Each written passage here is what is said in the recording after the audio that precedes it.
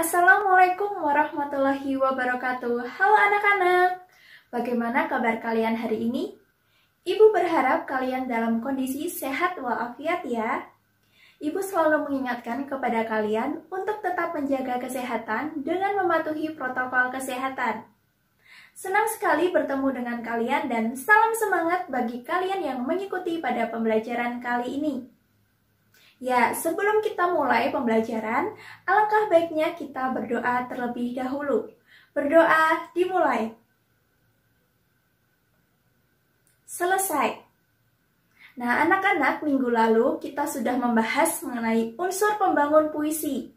Pada materi kali ini, kita akan mempelajari mengenai teks eksplanasi. Apakah di antara kalian sudah pernah membaca mengenai teks yang berisi tentang fenomena? Seperti halnya fenomena alam. Misalnya ada gempa bumi, tanah longsor. Selain itu ada fenomena sosial yaitu seperti kepadatan penduduk ataupun fenomena budaya mengenai wayang ataupun batik. Ibu rasa kalian sudah pernah membaca teks yang berisi fenomena tersebut ya. Jika kalian sudah pernah membaca teks tersebut, nah teks tersebut dinamakan teks eksplanasi. Dari paparan ibu, apakah kalian tahu apa itu teks eksplanasi? Adakah yang sudah mendengar sebelumnya kata eksplanasi itu? Kata eksplanasi diambil dari kata bahasa Inggris yakni kata explain. Explain dalam bahasa Indonesia berarti menjelaskan, sedangkan explanation berarti penjelasan. Nah, kata tersebut kemudian dialihbahasakan menjadi eksplanasi.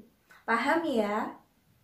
Jadi, teks eksplanasi adalah teks yang berisi penjelasan mengenai mengapa dan bagaimana fenomena tersebut terjadi dan dikaitkan dengan sebab akibatnya. Sebelum kita mempelajari lebih lanjut, mengapa sih kita harus mempelajari mengenai teks eksplanasi? Ya, tujuan kita mempelajari teks eksplanasi yaitu untuk mengetahui bagaimana fenomena tersebut bisa terjadi dan juga mengetahui dampak yang ditimbulkan dari adanya fenomena tersebut. Teks eksplanasi ini sangat kita butuhkan dalam kehidupan sehari-hari. Bayangkan saja nih, misalnya kita tidak tahu bagaimana sih pelangi itu terjadi sebenarnya. Seperti halnya kata orang-orang zaman dahulu, jika pelangi terjadi itu merupakan sebuah tanda adanya bidadari yang sedang turun dari langit untuk numpang mandi di bumi. Kan bukan seperti itu ya. Jadi, kita mempelajari teks eksplanasi untuk mengetahui fakta dari fenomena dan kita mengetahui ilmu pengetahuan yang terjadi di baliknya. Untuk fenomena sosial juga seperti itu. Beberapa waktu yang lalu di Indonesia dihebohkan dengan munculnya kerajaan-kerajaan fiktif. Seperti kerajaan yang lagi booming yaitu Sunda Empire. Kalian pasti tahu kan mengenai kerajaan tersebut? Nah, jika kita tidak mengetahui seluk-beluk fenomena tersebut, kita bisa saja mempercayai dan kita bisa jadi ikut tergabung dalam perkumpulan kerajaan fiktif tersebut. Nah, itu kan tidak bagus ya. Tadi kita sudah membahas mengenai pengertian. Sekarang kita lanjut ke ciri-ciri teks eksplanasi. Ciri yang pertama yaitu informasi dibuat berdasarkan dengan fakta. Jadi, ketika kita ingin menjelaskan suatu fenomena, harus berdasarkan dengan apa adanya sesuai dengan fakta. Jadi, tidak banyak orang yang terjebak dalam berita bohong atau hoax. Ciri yang kedua yaitu bersifat faktual. Jadi, fenomena yang disusun harus berdasarkan data dan bukti ilmiahnya. Seperti tadi yang Ibu contohkan bahwa pelangi itu terjadi apabila ada seorang bidadari yang turun dari langit ke bumi hanya untuk numpang mandi. Hal itu tidak terjadi ya, seperti halnya di film-film saja. Jadi fenomena itu harus memaparkan penjelasan mengenai data ilmiah yang sudah ada. Ciri yang ketiga yaitu bersifat informatif tapi tidak untuk mempengaruhi pembaca. Jadi, teks eksplanasi disusun hanya untuk memberitahu informasi, bukan berisikan ajakan agar seseorang melakukan sesuatu. Ciri yang terakhir yaitu memberikan urutan penanda pertama, kedua, ketiga, dan lain sebagainya. Nah, tadi merupakan ciri-ciri dari teks eksplanasi. Selanjutnya, kita akan membahas mengenai struktur dari teks eksplanasi. Ada yang sudah tahu apa saja itu struktur dari teks eksplanasi? Struktur yang pertama yaitu pernyataan umum. Dalam pernyataan umum berisikan mengenai topik atau materi yang ingin dibahas dalam teks tersebut. Dalam pernyataan umum ini sendiri biasanya berisi mengenai pembuka ya. Seperti halnya yang sudah Ibu contohkan tadi mengenai pelangi. Nah, di sini dipaparkan mengenai bagaimana pelangi itu terjadi. Biasanya dalam pernyataan umum ini berisikan mengenai definisi. Struktur yang kedua yaitu deretan sebab akibat. Di sini dijelaskan mengapa dan bagaimana fenomena tersebut terjadi dan dampaknya bagi kehidupan. Contohnya pelangi tadi ya, mengapa sih pelangi itu bisa terjadi dan bagaimana bisa pelangi itu bisa berwarna Mechiko Hibiniu. Selain itu, contoh lain, adapun kerajaan fiktif, kenapa bisa muncul sebanyak itu?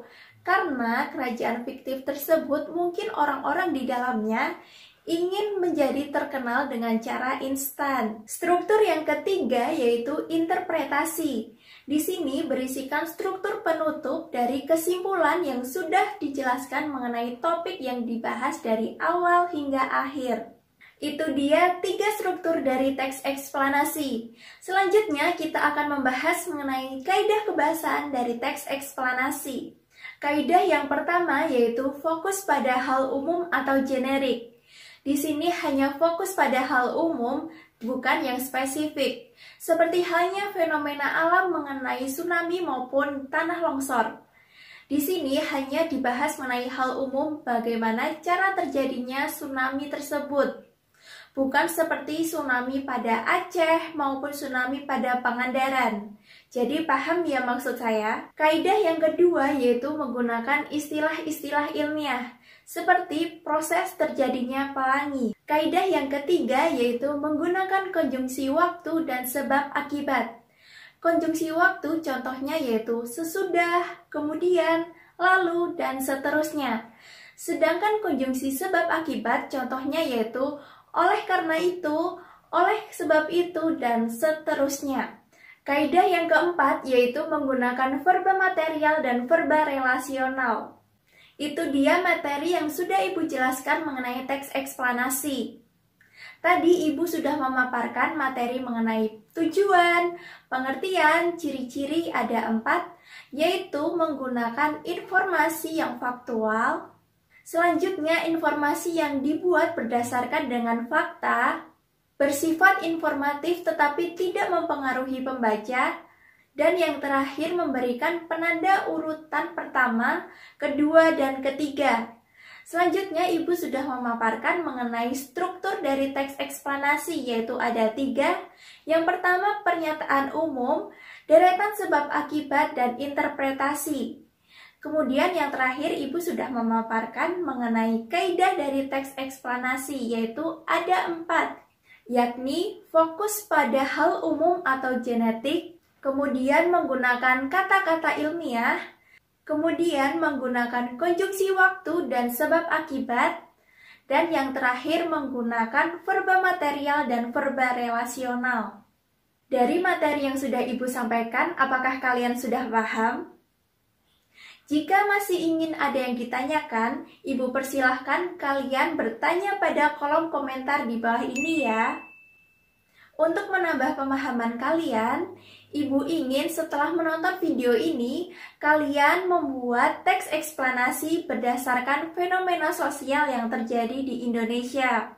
Demikian materi yang dapat Ibu sampaikan. Semoga pembelajaran kali ini bermanfaat bagi kita semua. Salam semangat bagi kalian yang tetap mengikuti pembelajaran ini. Tetap jaga protokol kesehatan dan sampai jumpa pada pertemuan berikutnya. Terima kasih. Wassalamualaikum warahmatullahi wabarakatuh.